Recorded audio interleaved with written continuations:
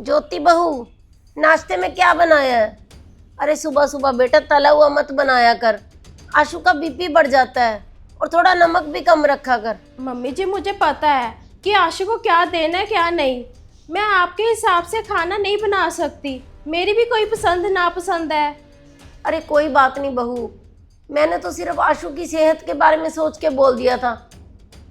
चल जॉब पे जा रही है तो कोई हल्का कॉटन का सूट पहन के जाना, गर्मी बहुत ज़्यादा है बाहर। देखा तुम्हारी माँ को। अब मम्मी जी मुझे बताएंगे कि ऑफिस में कपड़े कैसे डाल के जाने हैं। मम्मी जी आप सुबह सुबह घर में थोड़ी सी शांति रहने दो। ये कोई छोटी बच्ची है जो आप इसे हर कदम के ऊपर सिखाएंगी? बेटा मेरा सिखाने का ऐसा कोई मतलब नहीं था। अरे रोज रोज तेरी तबीयत खराब हो जाएगी इतना नमक वाला खाना खाने से। जब तू छोटा था ना तब भी नमक तेज होने से तू बीमार हो जाता था। और कल रात को भी तुम 12 बजे आए हो घर, वो भी बाहर से खाना खा के। ऐसे रोज रोज घर लेट आना तो अच्छी बात नहीं है ना। मम्मी अब मैं छोटा बच्चा नहीं हूँ जो आप तय करोगे हमारा सोना जागना खाना पीना। पूरा महीना मेहनत करके पैसे कमाता हूँ, अगर एक दिन दोस्तों के साथ बाहर जाके खाना खा भी आया तो क्या बात होगी? आपकी रोज रोज की नसीहतों से ना मैं तो परेशान आ चुका हूँ। यहाँ नहीं जाना, वहाँ नहीं जाना, ये नहीं खाना, पैसे बचाओ। जब तक इस घर में रहेंगे ना हम, मम्मी की ना ऐसी रोक टोक चलती रहेगी। तू बिल्कुल सही कह रही है ज्योति, हमें ना अब अपने लिए एक अलग घर ढूंढ ही लेना चाहिए जहाँ पे ऐसा कोई रोकने टोकने वाला ना हो। बेटा अलग घर, वो भी इस वजह से कि मैं तुम्हारी चिंता करती हूँ।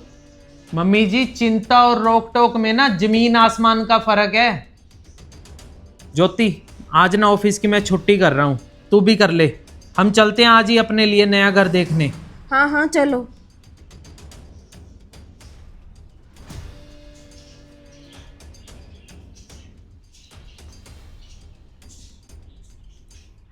बेटा इस घर में 4 बड़े बेडरूम है, 3 washroom, 1 drawing room, spacious lobby है और मॉड्यूलर किचन है। घर तो अंकल जी हमें बहुत ही सुंदर लग रहा है, पूरा पसंद आ रहा है हमें घर तो।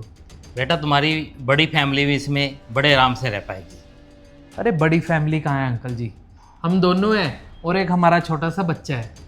बेटा अगर तुम तीनों ने रहना है तो इतना बड़ा घर क्यों ले रहे हो? तुम्हारे साथ कोई बड़ा नहीं रहता? है तो सही अंकल जी हमारी माँ, लेकिन उन्हीं से तो तंग आके हम ये वाला अलग घर ले रहे हैं। अरे पुराने बुजुर्गों के साथ तालमेल बिठाना हमारे बस का नहीं है, बड़ी मुश्किल है। अंकल जी हर टाइम उनका रोकना टोकना चलता रहता है, कहाँ जा रहे हो, कहाँ से आ रहे हो, देर रात थोड़ी लेट आ जाओ तो फिर शुरू हो जाते हैं कि ये कोई घर आने का टाइम है, क्या बना रहे हो, क्या खा रहे हो। हर बात में चिक चिक चिक चिक चलती रहती है उनकी तो। उन्हीं से तो तंग आके हम ये अलग घर ले रहे हैं ताकि हम अपनी ज़िंदगी शांति से बिता पाएँ। बेटा बुरा मत मानना, जब तुम छोटे थे तब भी माँ की बातें रोक टोक लगती थी। मतलब?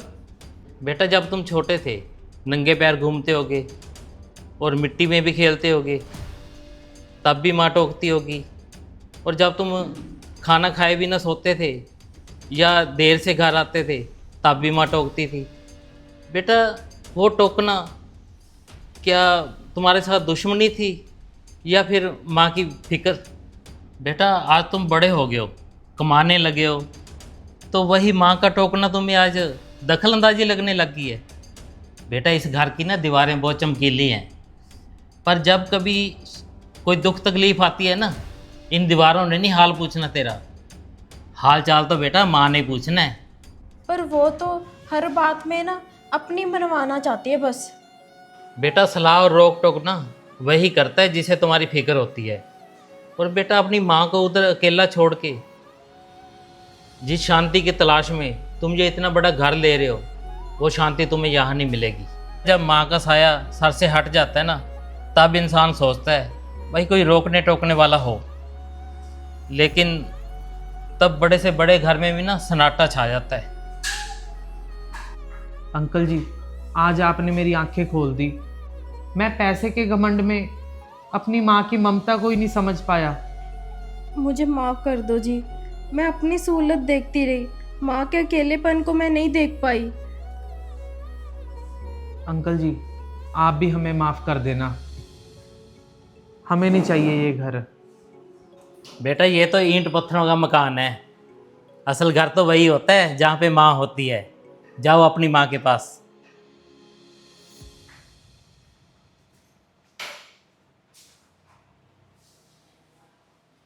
तो दोस्तों सच में घर ईंट और पत्थरों से नहीं बनता, घर को बनाने वाली ना एक माँ ही होती है। माँ का प्यार, माँ के साथ सुरक्षा का एहसास होता है, माँ की ममता का एहसास होता है घर में, माँ के बने खाने में एक स्वाद होता है, एक प्यार का एहसास होता है। तो दोस्तों जिस घर में माँ होती है ना, घर वही होता है।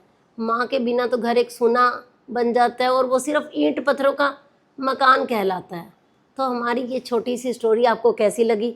अच्छी लगी हो तो इसे शेयर ज़रूर कर देना, और मनचंदा फैमिली व्लॉग को ऐसी ही और स्टोरी देखने के लिए फॉलो ज़रूर कर लीजिए।